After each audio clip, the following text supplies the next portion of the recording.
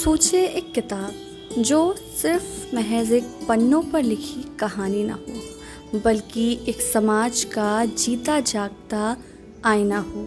एक ऐसा आईना जिस पर धूल भी हो, कीचड़ भी हो और उसी कीचड़ में खिलता हुआ कमल भी हो।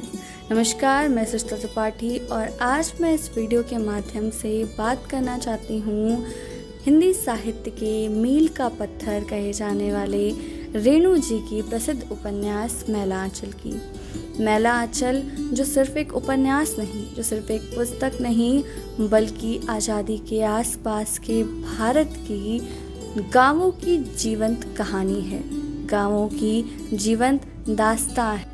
1954 में प्रकाशित ये उपन्यास आज भी हमारे मध्य उतनी ही प्रसिद्धि और उतनी ही लोकप्रियता के साथ उपस्थित है। और इसकी लोकप्रियता का जो सबसे प्रमुख कारण है वो है इसकी आंचलिक परिवेश का होना। इसका जो आंचलिक परिवेश का वातावरण है वही इसे सबसे खास बनाता है। इस उपन्यास के अंतर्गत बिहार के पूर्णिया जनपद के मेरीगंज नामक गांव का वर्णन किया गया है, जो कि बहुत ही खूबसूरती से प्रस्तुत किया गया है। बहुत ही खूबसूरती से छोटी छोटी घटनाओं को इस पुस्तक द्वारा रेणु जी ने हम तक पहुंचाया है। इस पुस्तक को लिखते समय रेणु जी ने अपने कलम के जादू को जिस तरह से बिखेरा है उसे हर एक पाठक महसूस कर सकता है।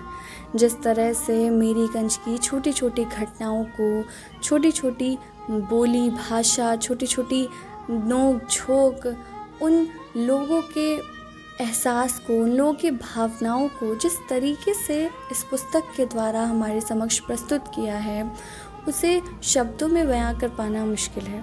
परंतु जब आप इस पुस्तक को पढ़ेंगे तो आपको लगेगा कि वो सारी घटनाएं बस आपके सामने, प्रत्यक्ष आपकी आंखों के सामने हैं।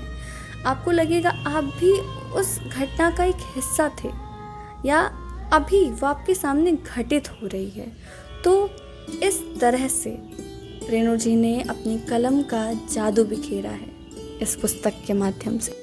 और इन सभी बातों के साथ अंत में इस पुस्तक के द्वारा उन्होंने हमें जो संदेश देना चाहा है मैं उसकी बात करूँगी। इस पुस्तक में रेणु जी ने हमें जो सबसे बड़ा संदेश दिया है वो ये है कि भले ही हम बड़ी से बड़ी इमारतें, बड़ी सी बड़ी फैक्ट्रियाँ क्यों ना बना लें, लेकिन भारत की जो मुख्य आज़ादी है वो तभी सुनिश्चित होगी जब गाँवों से अंधविश्वास और भुखमरी को ख़त्म किया जाएगा। क्योंकि आज भी भारत में बहुत से ऐसे गांव हैं जहां लोग अंधविश्वास के चक्कर में खुद को नष्ट किए दे रहे हैं, अपनी सभ्यता को नष्ट किए दे रहे हैं सिर्फ अंधविश्वास में पड़कर। और बहुत से ऐसे गांव हैं, बहुत से ऐसे लोग हैं जो भुखमरी के चपेट में आकर अपनी जान खो बैठे। आशा करती हूँ आप सबको ये वीडियो अच्छा लगेगा और साथ ही मैला आंचल पढ़ने की उत्सुकता ज़रूर आएगी। बहुत बहुत धन्यवाद।